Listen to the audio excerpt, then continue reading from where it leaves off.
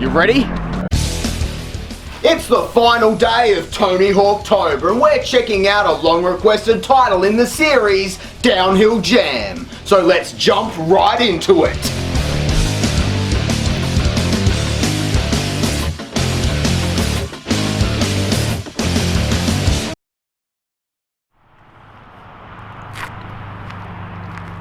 You know, now that I'm here, this is a lot more intimidating than I was expecting, so let's not jump right in and instead just focus on the game for now.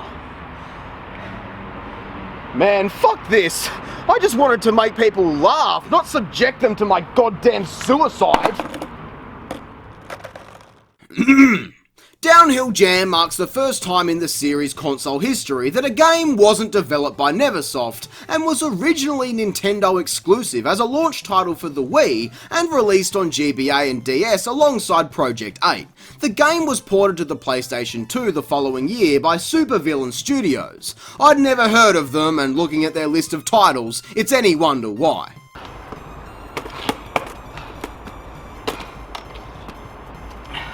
But this is the version I got for Christmas alongside Tony Hawk's Proving Ground when I was younger, so we'll just stick with this for now.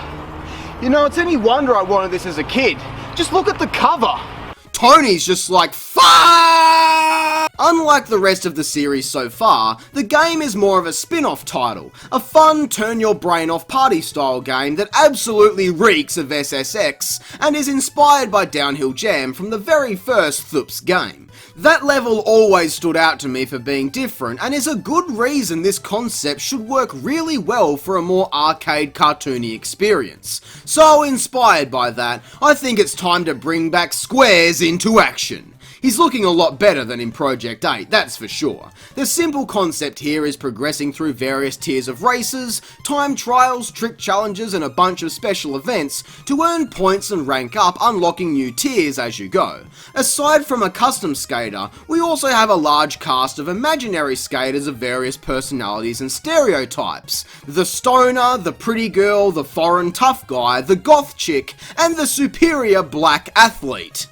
You're fucking racists, and racists they are. I really enjoy racing against these over-the-top personalities, all with things to say and tragic backstories explored in short interviews before each race. It's just a shame they can't replace the loading screens. I can't complain too much because they are short, but there is still so many of them, and worse, every time you finish an event, the game has to autosave. Even if I didn't place and want to try again, I'm forced to wait and listen to some cliche shit talking. It gets old really quick. But as for the gameplay itself, I personally find this pretty enjoyable, at first anyway. Levels take us internationally to some of the steepest locations known to man. San Francisco, ski ranges in the Alps, Machu Picchu, and the hills of Tokyo Drift. They're segmented for full reusability, meaning that sometimes races are too short and some of the full runs can be a little extreme, but having said that, there is nothing like starting above Christ himself and snaking down through the favelas of Rio. The levels feel like huge, sprawling locations, which helps to make events feel really epic.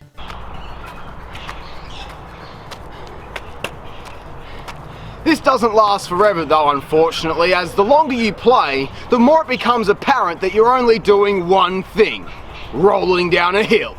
People normally try to combat my claims of repetition in video games with phrases like, every video game is repetitive, and that's true, but while some games decide to mix things up or throw in some curveballs, gameplay and or story-wise, games like Downhill Jam have no variation. Every style of event takes place in every location, so very quickly it gets boring. Occasionally we'll have to race newcomers to unlock them, as well as racing for prizes such as outfits and different skateboards. They alter your stats and abilities slightly, but the thing I'm more impressed with is the different board styles. Not only are they all super unique and individual, but they raise a question I didn't even know existed until I first played this. Why don't other Tony Hawk games feature a wider range of board types? Simple answer is that they could interfere with animations and other technical game making stuff, but it's kind of a shame really. There is a nice variety here though of different styles and uses, such as faster boards for racing or other options for greater balance. But beyond that, there really isn't a whole lot more to this game. As I said, it's just the first tier of challenges on repeat 9 more times, and some of the locations and objectives are just a pain in the ass, so it's not even enjoyable to sit through. Skating down this snake run and seriously injuring myself is a much better use of my time.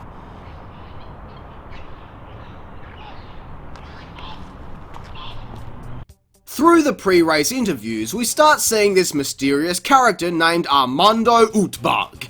Other characters reference him in the game, saying how he's some crazy skate legend that went missing attempting to skateboard underwater. Meanwhile, Crash, the skater with the most classic personality of thriving off pain, talks about his father running off to become a secret character in a video game. It's that up in your face. Anywhere else I'd probably complain, but here, I think it fits, and it's a cheap laugh I guess. I'm not a fan of the payoff though. What fucking payoff? Not only do we face him on a track we've literally just done in its entirety right beforehand, making it a lot easier, but there is not even a single cutscene or even a pre-race interview talking about this obvious plot point. All we do is win by a mile, unlock the spastic fuck and roll the credits, so it just leaves you feeling disappointed, and that's the game done. Without any other kind of single player mode here, the only way to play as Armando or anyone else is to start the entire career mode over again. So nah, fuck it. Unlike classic Thups titles where you could unlock so much more cooler stuff playing through with different skaters, Downhill Jam offers nothing, so there is no point putting the time in. Not after you've beaten it, and really, not even while you're playing it either. Tony Hawk's Downhill Jam gets 4 out of 10. There is nothing totally broken here, it's just one of those games that you try out and then sit back on your shelf for the rest of time until 10 years go by and you decide to try it out again for a quick something to do. I am glad it exists, but at the end of the day, it's just lost potential in my opinion.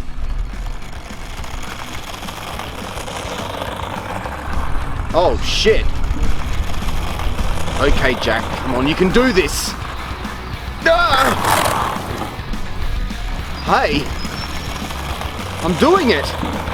I'm actually fucking doing it.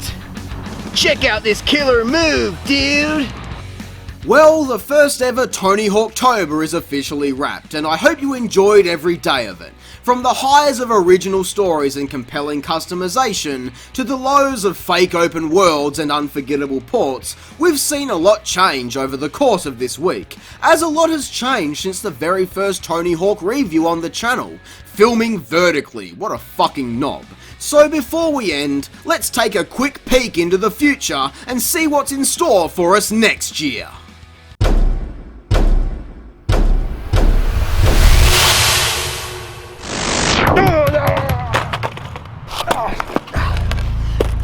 Such a copious amount of unbearable crap crammed into a single week is enough to crack and kill a man's already fractured sanity into tiny crazy pieces! I look forward to it. But until then, I hope you enjoyed the video. If you did, be sure to leave a like, subscribe and share. I am Square-Eyed Jack and I hope you have a great fucking day. Thanks for watching.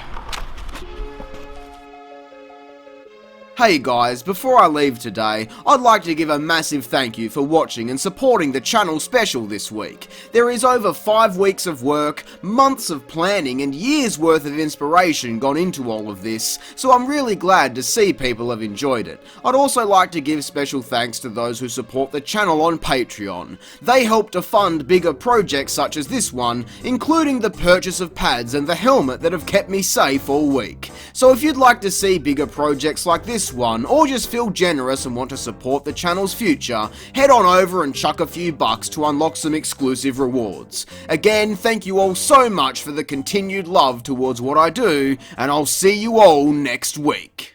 it.